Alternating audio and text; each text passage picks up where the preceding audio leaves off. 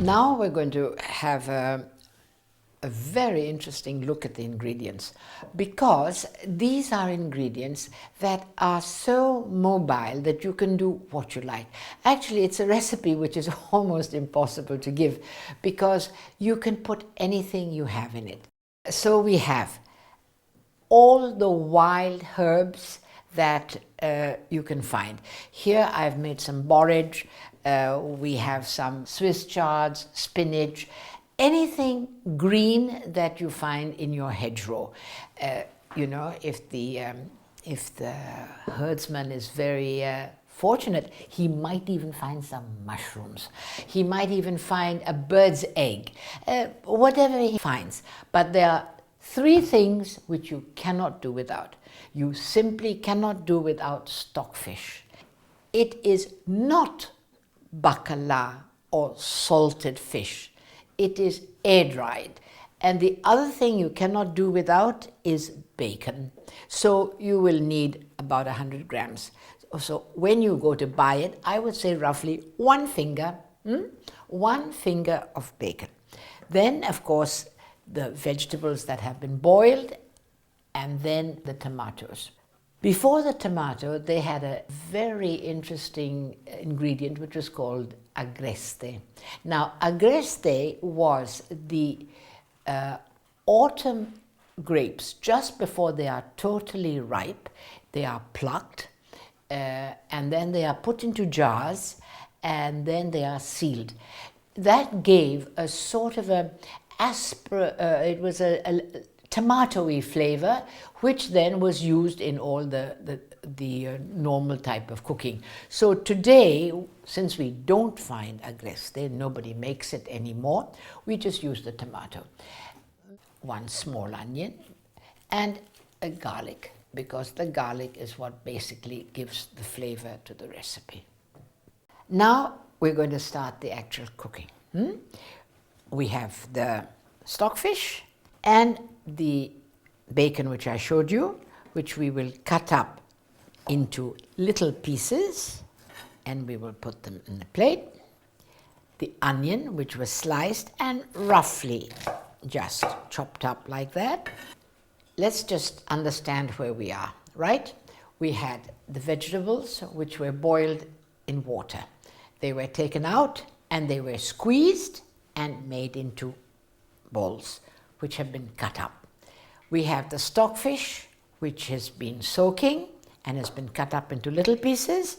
We have our agreste. I'm only going to use one tomato because it isn't the same flavor as the grapes.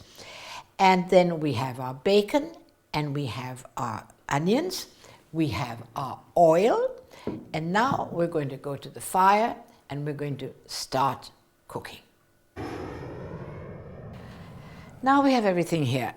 The water that the vegetables were boiled in is boiling. So now we're going to put in the stockfish. And we're just going to let it gently simmer for as long as one needs to walk around with the kettle. All right? Now we have our oil, just a dash of oil, because remember that the bacon has fat. And when the oil is hot, we will drop in the bacon.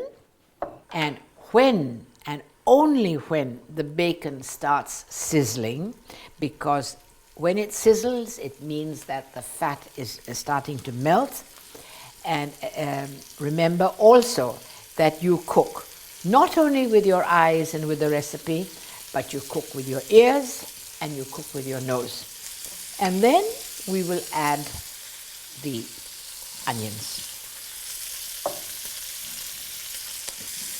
So now we have the onions which are just starting to golden up. They must not be brown. They just have to get impregnated with the taste of the bacon. And at this point, we will put in our fake agreste. The reason that one puts in today tomatoes and in the olden days agreste is it is a form of making a saucy base to something. Now the broth is boiling. We're going to drop it all into the water that's cooking. We give it a stir. We're going to add just a dash of salt, because salt is always added at the end. A bit of pepper,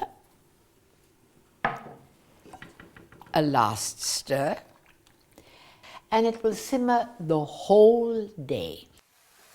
Oh, here we are, everything boiling over. Isn't that fantastic? Boiling too much.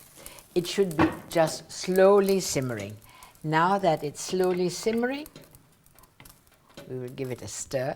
We will bring it back to the simmer, and then we will add the chopped vegetables. Remember, we had boiled the vegetables, we had squeezed them, and then we chopped them. Now we are adding the chopped vegetables. And the herdsman today actually found some fungi, which means mushrooms. So it's going to be a very rich acquacotta. We will close that, whereas the vegetables are just going to have to finish cooking. Right, now the sun has almost gone down, the birds are quiet, the bulls have gone to bed, and the herdsman is ready to have his nice bowl of hot boiling soup. So we get a piece of bread and we're going to rub it with garlic, but I'm going to teach you a little trick about garlic. You see, garlic has this habit of making your fingers smell.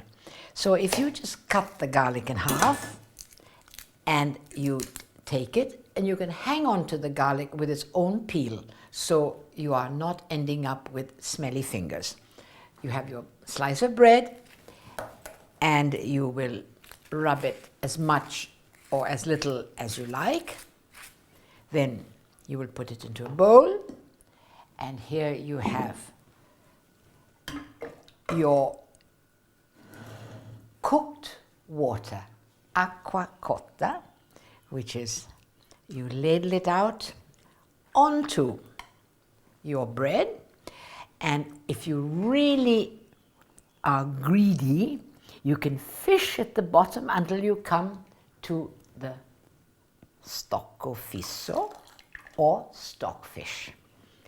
You put it here, and if you are a real gourmet, then you may just pour a dribble of precious olive oil on top. So now, with this lovely bowl of soup, let's just go and enjoy it.